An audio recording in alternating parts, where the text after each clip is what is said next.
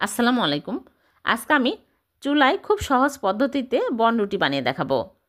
চুলায় কিভাবে সুন্দর কালার সহ ওভেনের মতো বনরুটি বানানো যায় সেই টিপস আমি আজকে আপনাদের সাথে শেয়ার করব। আশা করছি ভালো লাগবে, তাহলে চলুন দেখে নিই। প্রথমে একটা বোলের মধ্যে নিয়ে নিচ্ছি আটা 1.5 কাপ।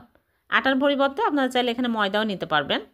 দিয়ে দিচ্ছি স্বাদমতো লবণ আর চিনি দিয়ে দিচ্ছি 2 চামচ। আর এখানে নিয়েছি ড্রাই ইস্ট 1.5 চামচ। 1 কাপ ময়দার জন্য 1 চামচ ইস্টই প্রয়োজন। এখন ভালো করে মিক্স করে নেব। তারপর এখানে আমি লিকুইড দুধ নিয়েছি হালকা কুসুম 1 কাপ, অল্প অল্প করে দিব আর মাখিয়ে নেব। দুধের পরিবর্তে এখানে চাইলে আপনারা পানি দিয়েও মেখে নিতে পারেন, হালকা কুসুম পানি দিয়ে মাখানো যাবে। সফট একটা ডো তৈরি করে নিতে হবে, শক্ত করা যাবে না, তাহলে বনরুটিগুলো শক্ত হয়ে যায়। ডোটা যদি সফট হয় তাহলে বনরুটিও একদম সফট হবে। 5-7 মিনিট ধরে মথে নিতে হবে। আর দিয়ে দিচ্ছি তেল 1 টেবিল চামচ।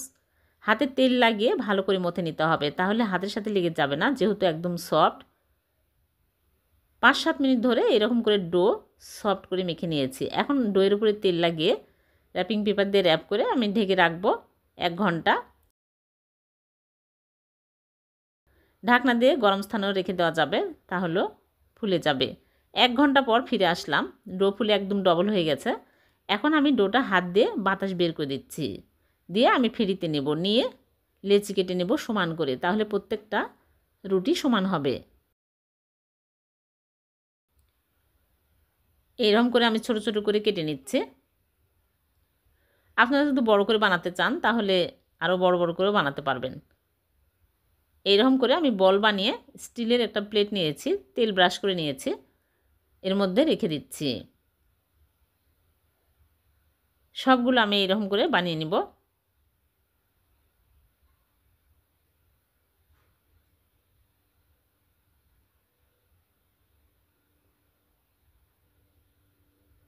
সবগুলো বানানো হয়ে গেছে।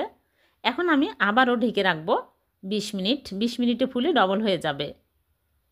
কাপড় দিয়েও ঢেকে রাখা যাবে।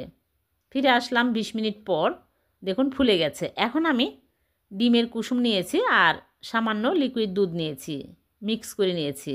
এখন আমি ব্রাশ করে দেবো উপর দিয়ে, তাহলে সুন্দর কালার আসবে। ডিমের কুসুম দেওয়ার কারণে কিন্তু অনেক সুন্দর কালার আসবে। বেশি করে লাগিয়ে দিবেন, তাহলে দেখবেন অনেক সুন্দর কালার আসবে।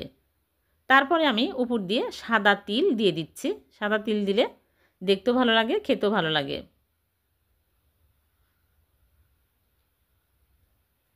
এখন আমি চুলায় বেক করব।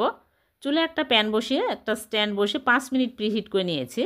এখন আমি প্লেটটা বসিয়ে দিব, দিয়ে আমি ঢাকনা দিয়ে ঢেকে চুলার স্লো আঁচে করে রেখে দিব 30 থেকে 35 মিনিট। একদম লো আঁচে রাখতে হবে, তাহলে দেখবেন অনেক সুন্দর কালার আসবে। আর ফুটোটাও বন্ধ করে দিচ্ছি। ফিরে আসলাম 35 মিনিট পর। দেখুন বনরুটিগুলো এতটাই সুন্দর কালার আসছে, আপনারা ভাবতেও পারবেন না চুলাতে এত সুন্দর কালার আসে।